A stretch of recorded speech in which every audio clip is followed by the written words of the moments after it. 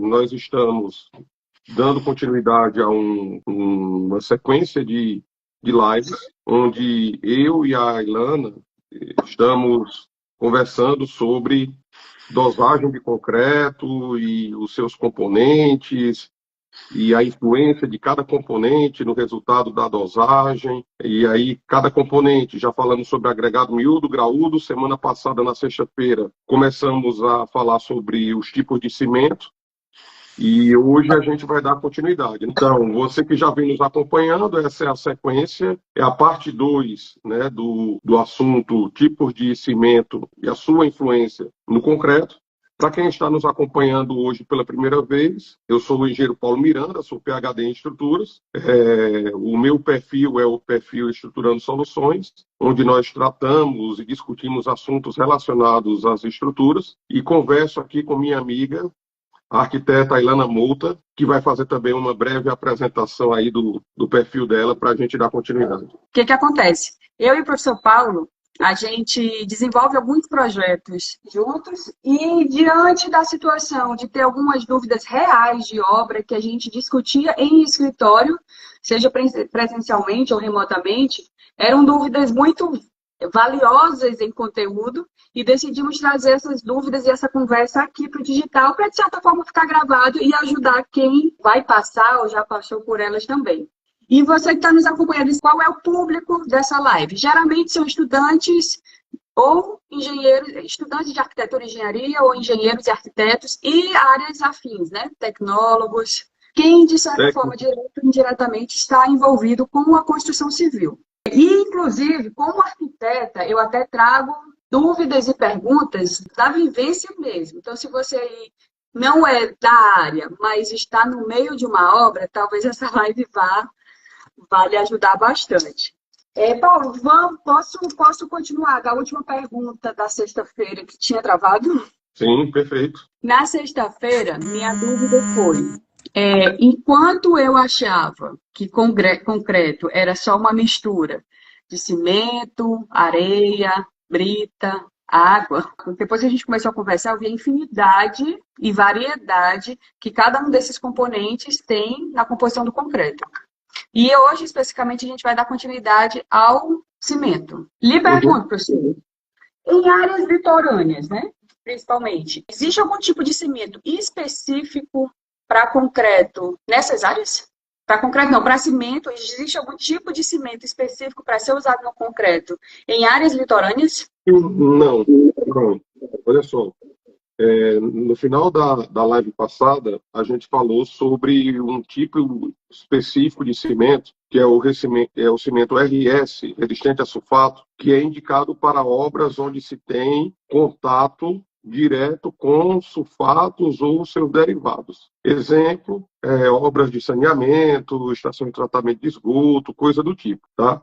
No caso das áreas litorâneas, o grande problema é o ataque de cloretos. E a gente não tem especificamente um tipo de cimento que deva ser utilizado nessas situações. O que nós temos é uma condição específica do concreto em termos de durabilidade em função da classe de agressividade a qual a estrutura vai estar exposta. Então, a gente tem que observar um consumo mínimo de cimento, nós temos que observar um valor máximo de água-cimento. Se necessário, aí vai depender do nível de agressividade, nós podemos usar adições na dosagem do concreto, que vai tornar o concreto mais durável, né, para determinadas situações, além de outros cuidados que não são ligados diretamente à produção do concreto, mas que fazem referência à durabilidade da estrutura, né? A ideia de ter uma estrutura com uma vida útil maior. Exemplo, trabalhar os cobrimentos adequados, tá? Então, em situações em que se tem maior agressividade, como no caso das regiões litorâneas, nós precisamos, cumprindo as recomendações da ANBR 6118, usar cobrimentos maiores, tá? Para dificultar o acesso dos agentes agressivos à região de armadura. Mas um tipo de cimento especificamente não é necessário. Entendi. E, Paulo, a gente, inclusive na última na primeira conversa que a gente teve sobre cimento, e também nas de agregado, tu comentou bastante sobre a importância da boa escolha, tanto do agregado graúdo, geralmente é a brita, como do agregado miúdo, que é a areia. O quanto é importante a qualidade e a boa escolha desses componentes para se ter um resultado compatível com o projeto e econômico no sentido de não precisar compensar no cimento, porque o cimento é o componente mais caro da minha mistura. Mas se pensar, quanto mais cimento, melhor para o concreto, ou existe um ponto em que o excesso de cimento ele vai virar um problema? Não, não. Essa ideia de que quanto mais cimento, melhor, tá? Isso aí é um equívoco. Não é bem assim que funciona, tá? Isso é uma situação que ocorre quando não se tem o conhecimento, tá? E as informações necessárias para uma boa dosagem. Na verdade, Ailana, nós trabalhamos com a ideia de ter o consumo mínimo de cimento para atingir determinadas propriedades. Para você ter uma ideia, a norma de controle e dosagem do concreto, a 12.655, ela estabelece os consumos mínimos de cimento para diferentes classes de agressividade. Porque o nosso objetivo, enquanto tecnologista, é mirar nesse mínimo. Tá? Porque o que eu vou conseguir de bons resultados não depende necessariamente da quantidade de cimento. Eu tenho que ter uma boa relação água-cimento, agregados de uma granulometria bem distribuída, como a gente já conversou, de boa qualidade. Então, quando se tem cimento em excesso, além do custo, né, do desperdício de investimento, você pode ter outros problemas associados, sim. Tá? Cimento é uma partícula fina. Quanto mais cimento eu tenho, a gente cai naquela ideia lá do material pulverulento também. Quanto mais cimento eu tenho, maior a necessidade de água. Quanto mais água eu tenho, maior a possibilidade de perda de água no processo de secagem nas idades iniciais. E isso vai levar a situações em que, devido às tensões geradas por uma tendência ao encurtamento do concreto, o concreto vai fissurar. Esse processo a gente chama de formação de fissuras por retração. E isso é uma manifestação patológica. Eu vou comprometer, dependendo do nível de fissuração, eu vou comprometer o desempenho da estrutura, eu vou comprometer a vida útil, porque através dessas fissuras eu vou ter acesso dos agentes agressivos. Então, cimento em excesso é prejudicial do ponto de vista técnico, é prejudicial do ponto de vista financeiro. O que a gente tem como objetivo é produzir o melhor concreto possível com o menor consumo de cimento. Lá na norma de dosagem, na 12.655, para você ter uma ideia, em classe de agressividade 1, o consumo de cimento mínimo é de 260 quilos por metro cúbico. Isso vai dar 5 sacos e pouco. Numa classe de agressividade 4, consumo mínimo 360 quilos por metro cúbico. Tá? Um ambiente mais agressivo, eu vou precisar de maior quantidade de cimento. Mas olha só, isso eu estou falando do ponto de vista de norma. Como a gente já falou em outros momentos, as normas existem para ser seguidas, mas elas são possíveis de serem questionadas. Então, os pesquisadores, os centros de desenvolvimento, as grandes cimenteiras, elas já têm estudos que comprovam que mesmo abaixo dessas recomendações mínimas da norma, você consegue concretos de bons resultados. Por enquanto, a gente segue a norma. Mas, futuramente, em revisões, né, esse consumo de cimento tende sempre a ser cada vez menor. Entendi. E, Paulo, o Nathaniel aqui, ele perguntou... Nathaniel, o professor Paulo até respondeu essa pergunta no nosso primeiro momento. Paulo, qual o melhor cimento na sua opinião? Que foi a pergunta que eu fiz exatamente sobre o mar. E aí, essa pergunta levou a live inteira. Não tem melhor cimento. Tá? Tem o cimento ideal para cada situação. E aqui eu não estou falando de fornecedor. Eu estou falando de cimentos normatizados. Se o cimento é normatizado, se ele do tipo CP2E, ele tem que alcançar as propriedades mínimas de um cimento daquela classificação, daquele tipo. Se eu vou fazer uma obra de saneamento, como eu falei, eu devo usar um RS. Se eu quero uma situação em que a temperatura do concreto precisa ser controlada, eu vou usar um cimento que tenha menor calor de hidratação e outras coisas que nós já falamos em outros momentos. Agora, em concretos convencionais, para uso em uma residência, obras que não exigem propriedades específicas do concreto, como eu falei para a Ilana na aula passada, na live passada, qual o melhor cimento? Aquele que for mais barato. Eu não estou em busca de uma propriedade específica. Então, qualquer um vai me atender, eu vou comprar o mais barato. Agora, comprando esse cimento mais barato, eu tenho que enviar a amostra para o laboratório, juntamente com os agregados, para a gente produzir uma dosagem. Se, por algum motivo, você vai mudar o tipo de cimento ao longo da tua obra, isso tem que ser informado para o laboratório e uma nova dosagem tem que ser feita para ajustar o traço. Que aí, repetindo, professor, se eu mudar o tipo de cimento, não é a marca, eu posso mudar a marca. Eu não posso mudar, é o tipo, aquelas características que você explicou. A marca, não, né? Exatamente. E outra, viu, Ailana? Além desses tipos de cimento padronizados, as grandes cimenteiras, elas fazem pesquisas e elas lançam no mercado não o cimento em si, porque ele tem que passar por um processo de normatização, perfeito? Mas, trabalhando juntamente com concreteiras, por vezes eles preparam ali um tipo de concreto, que eles vão chamar de um concreto especial, que só eles têm a receita. Eu digo eles quem? A concreteira em parceria com uma cimenteira, e eles vendem um concreto diferenciado. Aí é uma outra questão, tá? E aí eles dão nomes para isso, sabe? Concreto, enfim, não vou citar nomes aqui, mas eles criam ali o nome de um concreto e dizem, olha, esse concreto tem tais propriedades, eles sabem como fazer e entregam o resultado. Isso também acontece. Pronto, eu vou pegar o gancho desse teu comentário, Paulo, e perguntar aqui de forma bem leiga.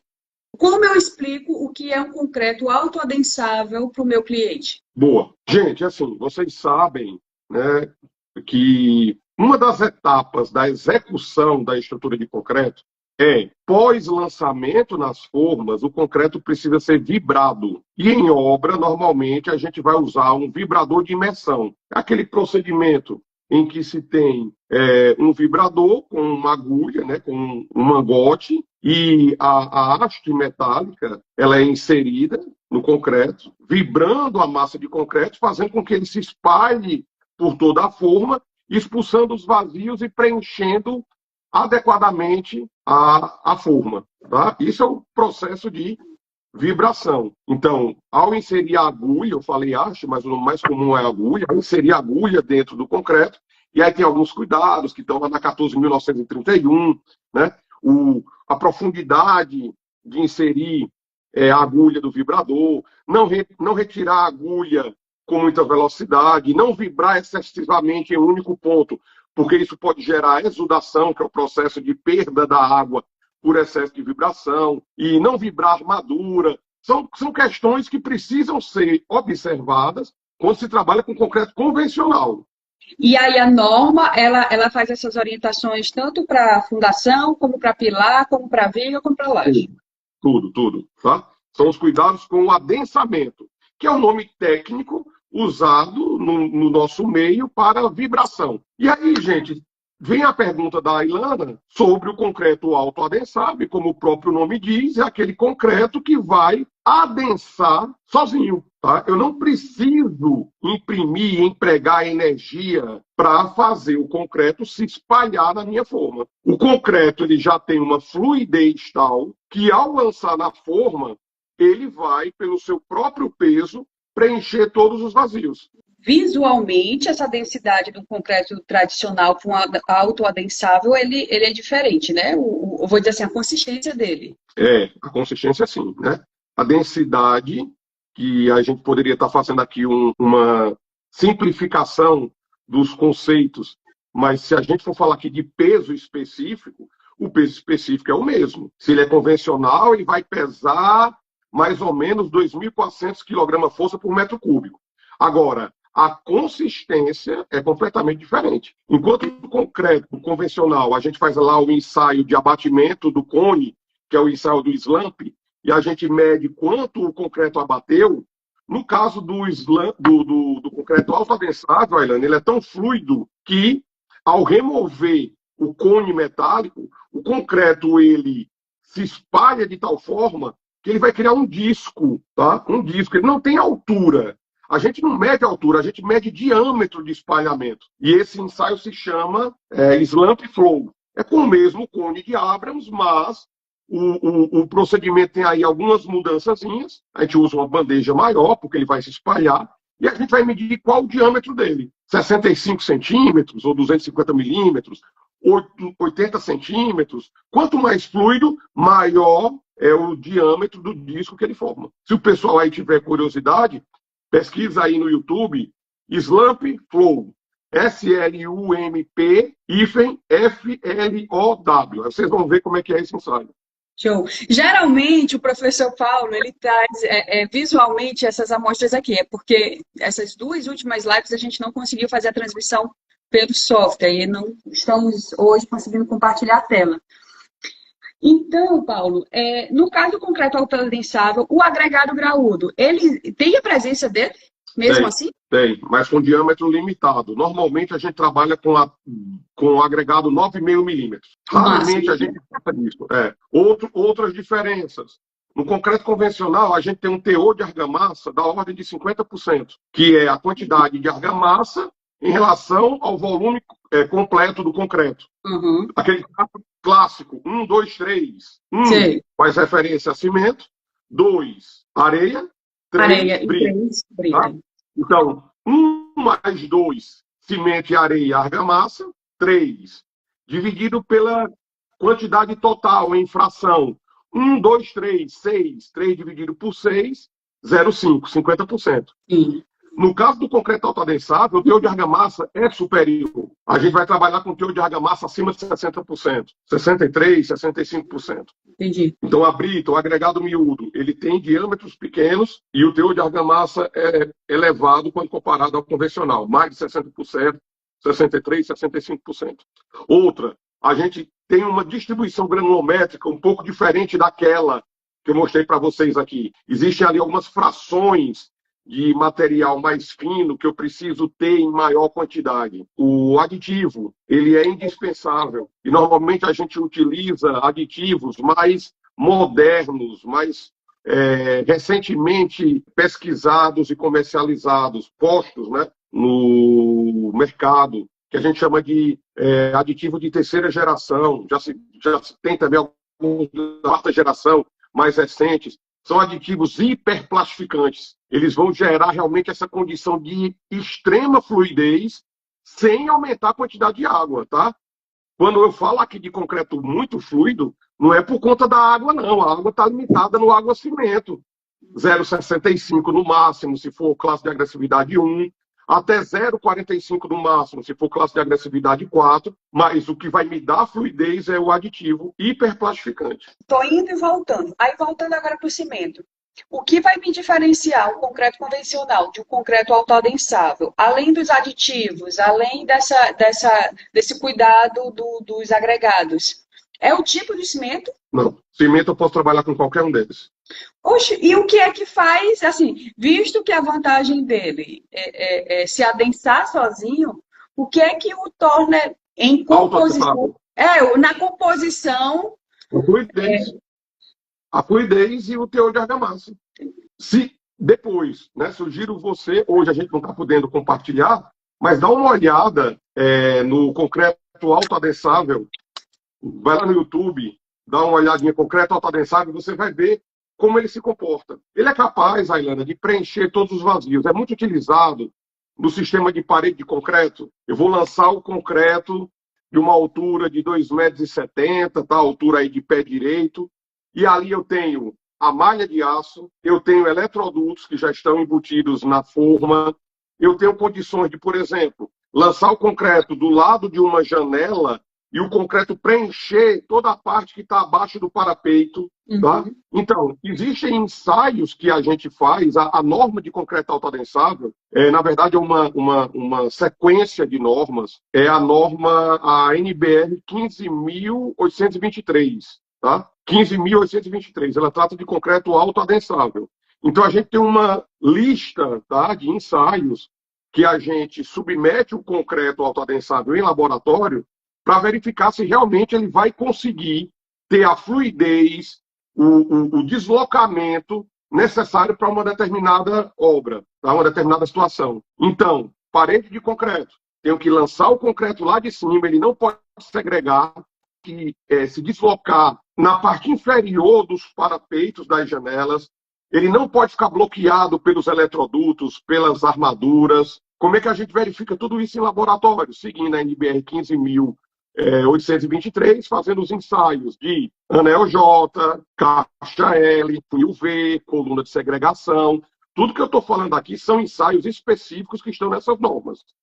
Agora, em geral, a gente trabalha com CP5. Não é obrigatório, mas em geral a gente trabalha com CP5 quando vai fazer concreto autoadensável, porque... Não, o problema não é a fluidez. É porque como a gente vai trabalhar, em geral, com sistemas construtivos como paredes de concreto, peças muito delgadas, esses elementos ou são pré-moldados ou são moldados em obra com a necessidade de remoção de formas o mais rápido possível. Paredes de concreto, vamos fazer lá um edifício. Qual é uma das exigências do contratante? Ele quer desformar a parede dele com, no máximo, 14 horas. Então, as consultorias que a gente já trabalhou e as dosagens que a gente fez, o pessoal normalmente concreta à noite, no dia seguinte já é para remover. E esse concreto tem que ter uma resistência mínima de 4 MPa para conseguir ser desmoldado, tá? Para que as formas da parede de concreto possam ser removidas e começar a ser montadas no pavimento superior. Aí a gente usa CP5 porque vai ter alta resistência inicial. Aí a gente está casando a alta resistência inicial devido à possibilidade de remover as formas com a fluidez. Mas não obrigatoriamente você tem que trabalhar com o CP5. Entendi. Foi o que tu falou na live passada, né? Que o CP5 ele dá essa possibilidade do concreto não é curar, mas ele tá na consistência de desformar mais rápido. Paulo, eu vou me desculpar. É o seguinte, o CP5 ele pode desformar mais cedo, Ailana, porque ele apresenta alta resistência inicial. Sim. Isso devido, aí se a gente for falar agora um pouco mais, né, do ponto de vista de composição, componentes químicos, isso acontece porque ele tem uma maior concentração de silicato tricálcico em relação aos demais. Certo. Agora eu vou abrir um parêntese aqui, os engenheiros que tiverem aí, relevem minha pergunta, mas eu fico sempre imaginando a prática aqui. Uma empresa, Paulo, que geralmente só trabalha com execução de parede de concreto, que eu vou dizer assim, que ela tem, ou pré-moldado ou não, mas ela tem meio que um padrão. Quando a gente vai fazer, independente de ser convencional ou adensável, a certeza se o concreto está cobrindo o que ele tem que cobrir, lógico que vai seguir a dosagem, vai seguir a norma, tudo direitinho. Mas eu fico imaginando, se a gente tivesse formas de material translúcidos, vidro como forma, isso é uma coisa economicamente muito fora da realidade de se ter, ou não, visto que eu poderia reaproveitar? Não. É economicamente inviável. Economicamente inviável. Por isso que não se tem. Né? Mas, assim, você tá coberto de razão quando se diz, poxa, eu poderia ver onde é que teria falhas antecipadamente, né? Eu fico pensando, como mas quando é que o pessoal faz isso? É em feiras, né? E ali em aulas, só para realmente mostrar o concreto sendo adensado ou o comportamento do concreto autoadensável, mas ninguém usa formas translúcidas em obra, não. Eu fui na obra que a gente fez o projeto, aí teve um construtor, inclusive, reajustou a equipe da concretagem, justamente porque teve uma falhazinha na concretagem por falta de vibrar como deveria ser vibrado, e aí eu fiz, mas só isso aqui interfere, ele interfere ainda mais porque vai ficar aparente. Então, tá errado estruturalmente, tá errado esteticamente. Aí então, ele foi... Aí, Fernando, olha, quando vai ficar aparente? O mais recomendado é usar o autoadensável. Não vai ter falha, né? Não vai ter falha. Se ele passar em todos os quesitos da norma, falo com relação aos ensaios que eu acabei de citar, se ele estiver atingindo os limites mínimos para aquele uso específico, vai dar tudo certo. Quando você tirar a forma, vai estar tudo certinho. Essa história do concreto autoadensável, ele tem sido utilizado com maior frequência, né, no Brasil, mas em alguns países, Ailana, não se fala mais em concreto autoadensável ou concreto convencional. As concreteiras já vendem autoadensável, naturalmente. Uhum, né? Sabe? Os benefícios são muitos. O David perguntou aqui, Paulo, um aditivo garante essa maior certeza do adensamento? Sim, é ele que garante também. Ele é um dos principais parâmetros, né, a serem observados. Os aditivos hiperplastificantes. Por vezes, a gente vai combinar dois tipos de aditivo, né? Dependendo da situação, a gente pode entrar ali com um modificador de viscosidade para diminuir a exudação, mas o hiperplastificante está presente em todo o concreto autoadensável. Outra pergunta, Paulo. Tu comentou que o concreto é relativamente um material novo no mundo da construção civil. Antes do concreto como a gente se conhece hoje, como é que se fazia esse material licante nas estruturas? Concreto, a gente chama de concreto primitivo, tá? O concreto, como a gente trabalha, ele é recente, por quê? O cimento Portland foi patenteado em 1824. Primeiras peças, não vou falar nem obras, peças de concreto armado no mundo. Lá no início do século XIX, depois da patente do cimento Portland, lá por volta de 1836, por aí. Primeira obra de concreto armado no Brasil, início do século XX, 1905, por aí.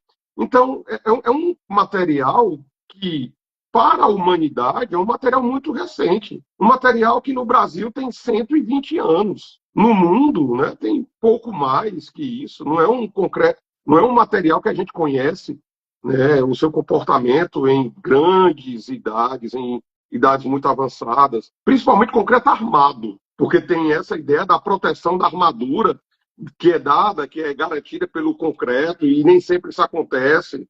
Agora, antes de se trabalhar o concreto armado, ou o concreto usando cimento Portland, os romanos já trabalhavam com concreto primitivo, mas que tem, Ailana, a mesma base do nosso concreto Portland. Eles usavam calcário, eles usavam argilas e eles usavam cinzas vulcânicas. Não sabendo exatamente por quê, mas tudo isso são compostos cimentícios. Olha que interessante. Quais são os componentes principais do cimento? Vou falar novamente. Silicato dicálcico, tricálcico, aluminato tricálcico e ferroaluminato tetracálcico. Tudo bem? Certo. Os romanos, por exemplo, eles usavam cinzas vulcânicas. De onde vinham essas cinzas vulcânicas? Pô, a região, né, da Itália, daquela região ali, ela tem uma quantidade muito grande, né, de vulcões, de erupções vulcânicas. Se não me engano, eu vi hoje no noticiário, de ontem para hoje, houve uma erupção na Itália. Então, isso acontece há muito tempo e houve... É até uma história interessante, Alana, dentro das curiosidades do mundo do cimento e seus componentes. Na região do Vesúvio, do vulcão, né? E aí quem gosta de história, de curiosidades, o Vesúvio fica na região de Pompeia, tá? Aquela região ali é chamada de Pozzuoli. Pozzuoli. P-O-Z-Z-U-O-L-I.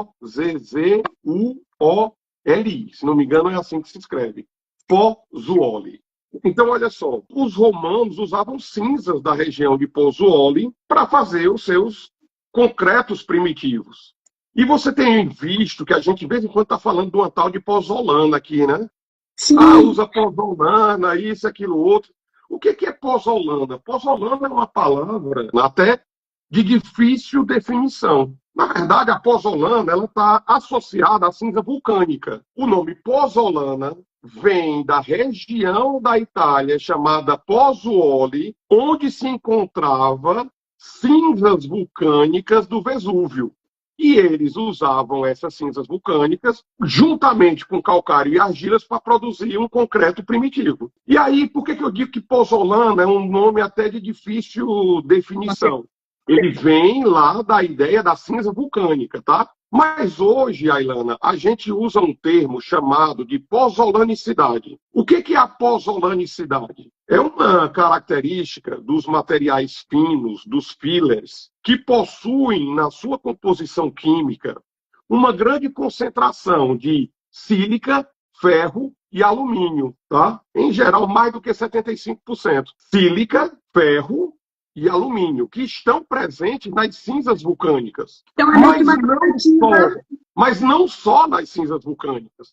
Como a gente falou, as escórias de alto forno, que são refúgios da indústria siderúrgica, elas são ricas em sílica, ferro e alumínio. Então, eu vou dizer hoje que existem adições que têm uma boa pozzolanicidade. Eu não estou querendo dizer que são adições que obrigatoriamente vêm de cinzas vulcânicas, mas são adições que possuem na sua composição química uma elevada concentração de sílica, ferro e alumínio, que também estão presentes nas cinzas vulcânicas, e que são compostos cimentícios. Eles, ao serem misturados com o calcário e com as argilas, ou com o próprio cimento, tá? Eles vão melhorar o desempenho do concreto, porque são compostos cimentícios. Então era assim, Ailana, que os romanos e os antigos, né, já produziam algum concreto de grande durabilidade, porque envolviam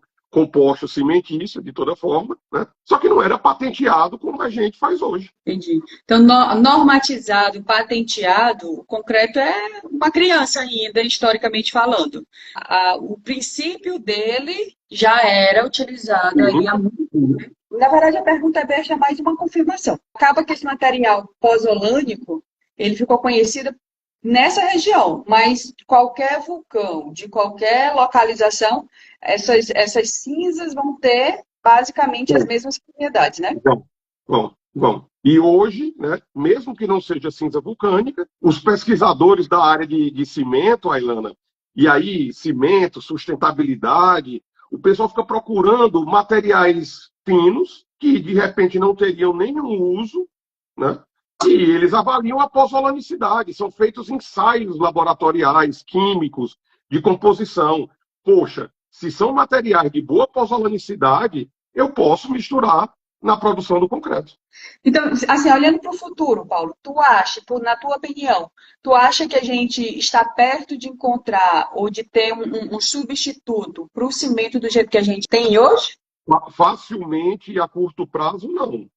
Isso é uma mudança, né, gradual, que vai levar um certo tempo, mas a pesquisa é sempre feita no sentido de reduzir o consumo de cimento da forma que a gente conhece, usando outros componentes, tá?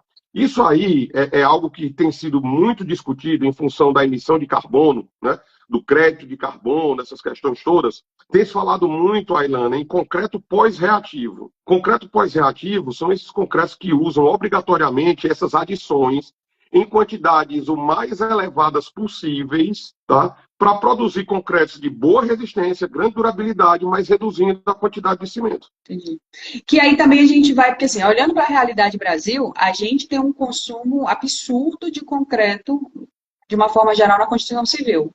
Que se a gente olhar para cima nos Estados Unidos, a gente já vê mundo, né? Literalmente, mundo. A gente já vê a mudança no sistema construtivo, que aí a gente volta para aquela conversa da universidade. A gente acaba que acostuma a fazer os nossos projetos da maneira convencional, porque a mão de obra que a gente tem é a mão de obra convencional, e eu não sei se ficando atrás, porque se eu for ver uma casa hoje, por exemplo, eu pego uma casa aqui, Campos Sales, eu estou em Campos Sales, do jeito que ela é construída aqui, se eu deslocasse ela para os Estados Unidos, eu acho que ela, sei lá, era 10 vezes o valor se fosse se executar. Não, olha só. O cimento é ainda o material mais consumido pelo homem, perdendo apenas para a água. Tá? É o material mais consumido pelo homem. E aí, Ailana, tu faz uma observação interessante do ponto de vista residencial. Em outros países do mundo, eles utilizam sistemas estruturais, né, diferentes, usam muita madeira, alguns usam aço, pedra, adobe, enfim. Né? Do ponto de vista residencial, ok. As estruturas em concreto podem até estar perdendo algum espaço para sistemas alternativos. Já do ponto de vista de infraestrutura, e aí é onde o grande consumo acontece na humanidade. Do ponto de vista de infraestrutura, pontes, túneis, viadutos, barragens, usinas. Nesse aspecto, o concreto é e será ainda por muitos anos o sistema mais utilizado sem ameaça alguma, tá? E mais, até os grandes edifícios, Ailana, que no início do século passado eram construídos em aço, né, como é o caso do Empire State, as antigas, né, torres gêmeas em Nova York que sofreram um atentado. Hoje em dia, os grandes edifícios, eu não vou usar nem o nome edifício, mas os grandes arranha-céus, eles são feitos hoje em concreto. Obviamente que concreto, na verdade, é uma estrutura mista, concreto e aço, mas se usa concreto em todos esses grandes edifícios, né?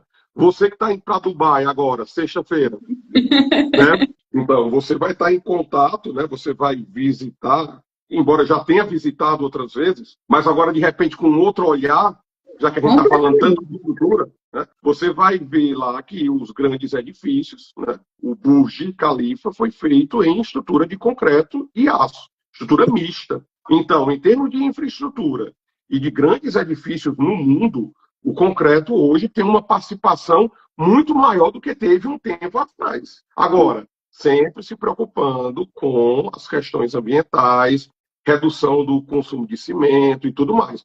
Mas não há ameaça a esse sistema, não. Por um grande período, não. Tu comentou, na verdade, a gente começou falando do cimento Portland, né? Uhum. Que foi o patenteado e é o que a gente mais usa normalmente. É o que o mundo usa. É o que o mundo usa. Ah, tá. Mas foi pelo fato dele ser patenteado ou a gente tem outros tipos também? Não. Industrialmente, você pode ter algum tipo de cimento localizado, sabe, para algum fim específico, mas para uso geral, em obras de concreto, de infraestrutura, no mundo, o que se usa é cimento Portland. Entendi. Com suas variações.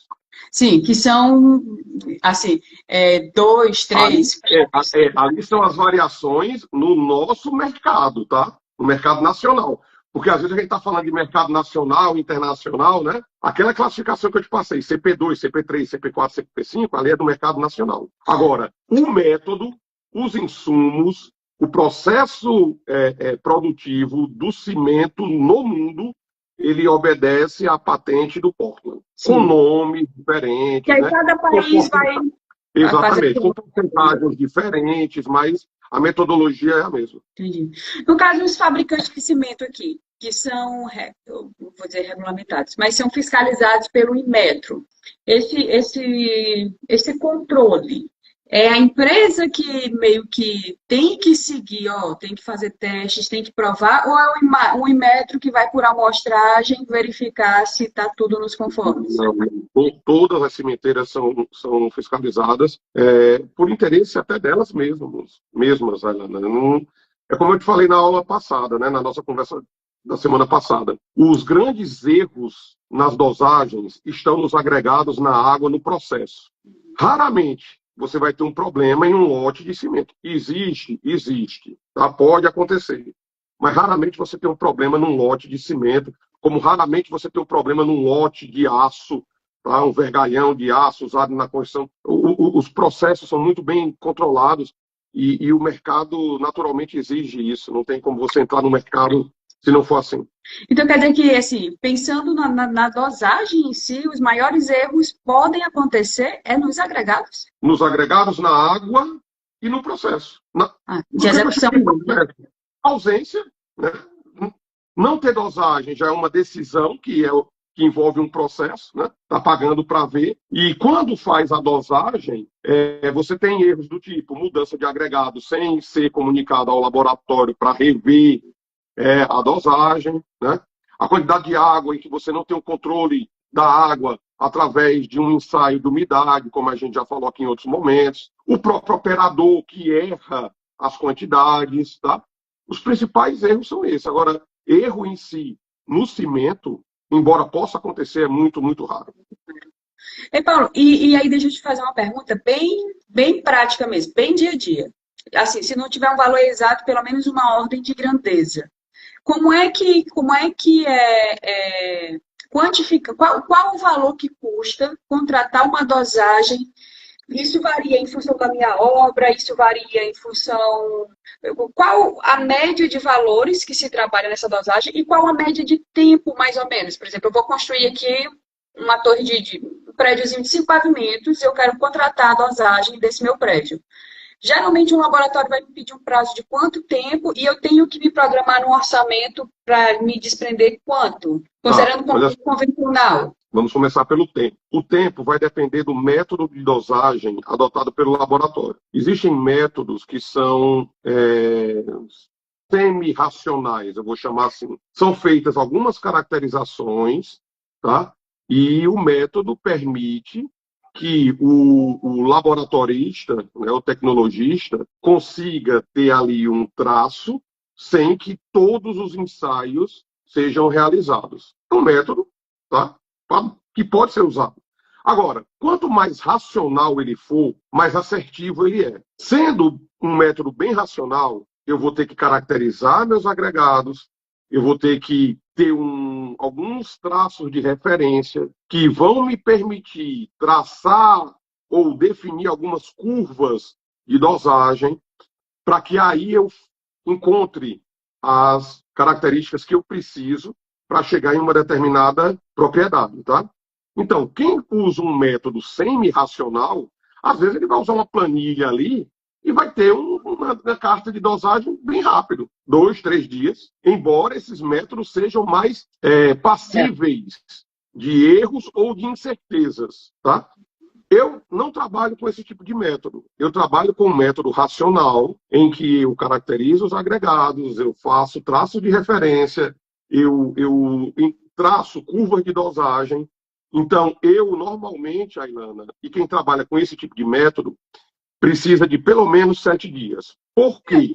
Porque eu não vou ter a resistência aos 28, mas eu faço o rompimento aos 7 e com o conhecimento que nós temos da progressão de crescimento em função do tipo de cimento e do fator água-cimento, a gente consegue, de uma forma bem assertiva, prever o comportamento para 28 dias. É possível fazer também com 3 dias. Eu posso romper com 3 dias e fazer essa previsão, tá? Embora eu prefiro trabalhar com o resultado de 7 dias. Eu tenho mais dados de 7 dias na minha experiência, porque normalmente as pessoas rompem com 7, 28, então eu tenho muitos dados que me permitem ser assertivo. Então, eu trabalho normalmente com 7 dias e valores, Ailana, isso vai variar primeiro. Depende do tipo de concreto. Concreto convencional, sem aditivo, é um valor. Concreto autoadensável é outro. Concreto com uso de fibras é outro. Concreto com adições, aí você já começa a entrar em concretos especiais, é outro. E varia também da região do país. Eu poderia te dizer que uma dosagem ela deve estar variando aí de R$ 1.500 a R$ 3.000. E aí eu estou colocando aí uma variação razoável, o dobro, considerando aí essas variações, né, de tipos e tudo mais. Agora, quando a gente faz, por exemplo, dosagens para uma concreteira, ela vai querer várias resistências com o mesmo tipo de agregado. Ou para um cliente mesmo, uma construtora que diz, Paulo, na minha obra eu tenho concreto de 25 MPa e tenho de 30, mas eu vou usar o mesmo agregado. Então a gente faz uma caracterização única e 2 dosagens. Né? Então não é como se fossem o valor de 2 dosagens. Entendi. Aí, dependendo, quando você tem várias dosagens com os mesmos agregados, com o mesmo cimento, a gente consegue reduzir o valor. Aí deixa eu te perguntar, por exemplo, eu contratei a dosagem. Beleza, o laboratório vai me dar esse traço. Eu posso levar, eu já decidi quem vai ser meu fornecedor de agregado graúdo, de agregado miúdo, eu já decidi aqui que esse tipo de cimento é que eu vou usar, dessa marca, desse distribuidor. Essa dosagem varia o valor se eu já disponibilizar e dizer assim, esse é o meu material, ou não, é feito Não, com não. material Não, geral. sempre a gente solicita que o cliente leve suas amostras. Ah, tá. Então, na O dosagem cliente leva, é o cliente que leva a amostra da areia, da brita, do tipo de cimento. Aí a gente vai estudar e vai dar o primeiro feedback para ele. Olha, teu agregado está dentro das recomendações de norma. Ou teu agregado não atende às condições de norma. Se o Ah, agregado for reprovado, ele vai ter que trazer outro tipo de agregado. pronto. Pois olha, sondagem de solo. Quando a gente está numa capital, ou até mesmo aí na região do Caribe, aí em Juazeiro e tudo, é uma coisa já normal, tradicional do cliente se fazer. Mas assim que eu cheguei, eu confesso que havia uma certa resistência. Dosagem, eu estou vendo que é a mesma coisa. Porque, por exemplo, às vezes tem aquela fama de que a areia do fulaninho é ruim, a areia do fulaninho é boa. É tão barato diante do todo da obra eu contratar um serviço desse e eu vou dizer assim, tirar a dúvida se aquilo ali realmente é ruim ou se eu poderia economizar, às vezes o preço da dosagem já me deu a segurança, não, realmente é ruim, então eu me livrei de economizar e ter lá na frente um custo, ou não é ruim não, isso é só fama no mercado, eu vou comprar na mais barata porque atendeu bem, né? Não há por que alguém deixar de fazer, tá, uma dosagem. Olha só quanto será o investimento só em concreto. E aí, eu não vou falar só concreto, porque, na verdade, como o concreto faz parte da estrutura, fundação, pilares, lajes, tudo que você vai ter sobre a estrutura depende do funcionamento dela. Então, o pessoal às vezes faz uma casa de milhões em condomínios de luxo, sabe? Com porcelanatos, esquadrias, vidros, louças, que custam, né, muito. Céu é o limite. E aí eles vão colocar tudo isso em cima de uma fundação, em cima de uma estrutura que ele não conhece, que ele negligenciou, que ele deixou sob a responsabilidade. Aí, Ailana, não é nem sob a responsabilidade do engenheiro, não. É porque não, é uma Olha, equipe tão grande. é muito comum o engenheiro, olha, acontece muito. A construtora, ela é contratada para fazer a execução de uma obra, uma casa de alto padrão. Quantas e quantas vezes esse traço é definido pelo próprio operário, sabe? É assim, o próprio engenheiro executor, ele não tem a noção do risco que ele está passando, né, ao negligenciar isso e por conta de um valor tão pequeno, sabe? Aquilo ali vale a pena demais você pegar uma amostra do material, levar para o laboratório, fazer uma dosagem racional, baseada em critérios de norma, receber ali a tua carta de traço, acompanhar, usa mais até para eu, responda mais. romper alguns corpos de prova, né, para ficar tranquilo. Olha, realmente o meu concreto está atingindo a resistência necessária. Mas não se faz, né? E assim, é um trabalho, né, que a gente precisa divulgar para que as pessoas entendam que é fácil. Alguns também pensam, não, peraí, eu não vou fazer isso não, porque é muito complicado, não tem ninguém que faça na minha região. É muito parecido com a questão da sondagem também. Eu nunca faço um projeto de estrutura sem uma sondagem. Essa semana mesmo, eu conversando com um cliente, ele falou, Paulo, será se não dá para a gente, tomando como base que isso, que aquilo? Não vizinho, a experiência, cavou, achou a pedra. Não dá. Eu preciso de um relatório de sondagem. Por quê, Ailana? Não é, vamos falar aqui um pouquinho disso, não é nossa área específica, mas não é só o solo ser arenoso, siltoso, argiloso. É um solo argiloso. Que tipo de argila é essa? É uma argila expansiva? É um solo arenoso, fino, fofo? Será que ele não tem potencial de colapsibilidade? Né? Esse solo mais complicado, ele está aqui profundidade, qual a espessura da camada. Gente, são tantas variáveis que não tem como... Às vezes o pessoal diz, Paulo, queria contratar um projeto teu, a gente pode fazer uma visita lá no meu terreno, tu já dá uma olhada e vê se aquele solo é bom ou não. Gente, não é assim. Diagnóstico sem fazer exame, sem... É tipo você dizer, olha, eu vou fazer uma cirurgia, eu queria que o médico primeiro visse o paciente, ele não vai pedir exame algum, ele vai só ver o paciente. E vai operar. E Vixe, contou? se ele está coçado ou não, né? Não tem como fazer, gente. Né? Então tem que começar a gerar condições de trabalhar, de aplicar conhecimentos, fazer uma engenharia séria, responsável, para que os resultados sejam favoráveis. E aí eu volto naquela sementinha que a gente tem que plantar lá na sala de aula. Contratar a dosagem, inclusive, bem planejada, se paga. Porque se lá nessa obra que a gente está fazendo vai ter parede de concreto, então ali eu posso ter uma dosagem específica para onde vai ser parede. Possivelmente a gente vai ter, viu, eu vou te aperrear essa semana, a piscina que vai ter pilar em uma área em que pode ser alagável em algum período do ano, por conta da cheia do açude. Então, se a base da piscina for ficar nessa área que está previsto onde o açude transborda, provavelmente o concreto vai ser diferente, né? Ou não? Não. A questão não é nem essa, Ana. Tem situações piores aí, viu?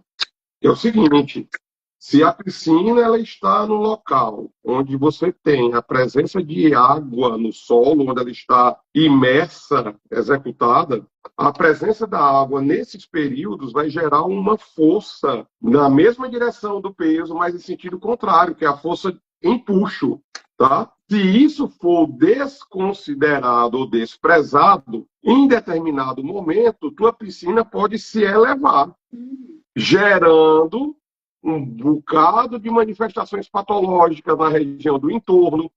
Se ela não subir de forma uniforme, você vai ter tensões não previstas na parede do concreto, tá?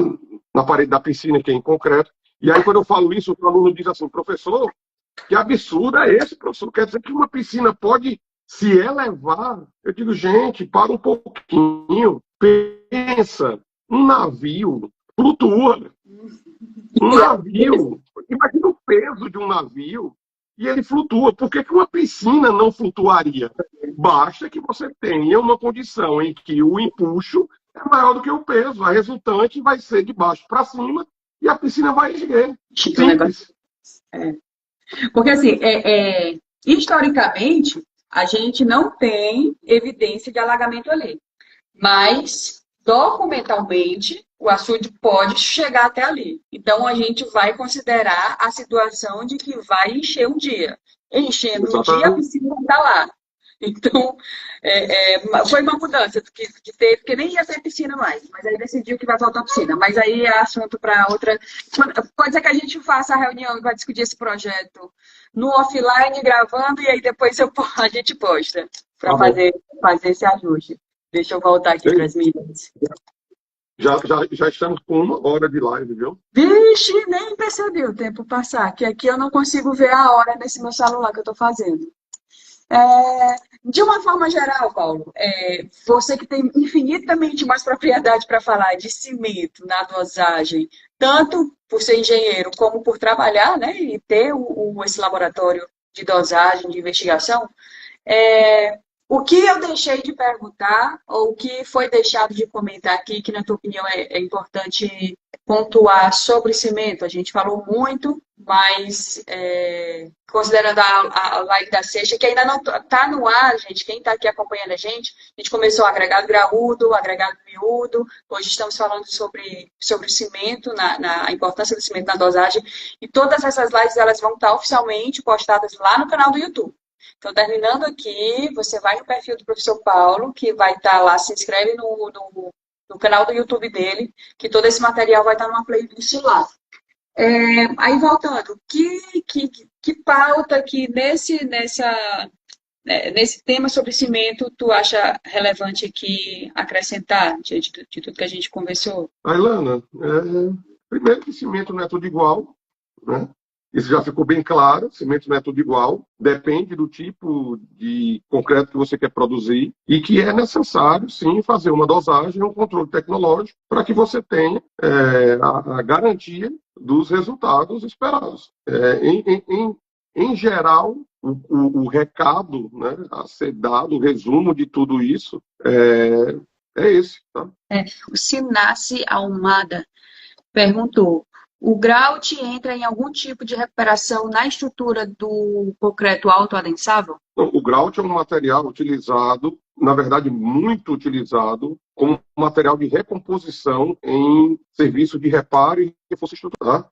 Embora não seja o único. O grout, em geral, também é um material autoadensável. O grout, ele é nada mais que um cimento especial. Na verdade, não é um cimento especial. O grout é um material de recomposição produzido com quais são os componentes do grout? Cimentos especiais, tá?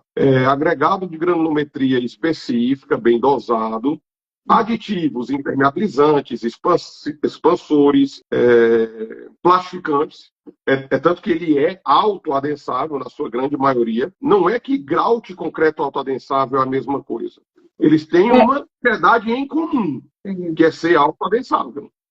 No caso, ele pode ser usado, o grout, ele pode ser usado no caso de recuperação em paredes e estruturas de autoadensável. Normalmente, ele pode ser usado como material de recomposição em qualquer estrutura de concreto. Não precisa ter sido feito com autoadensável ou convencional, tá?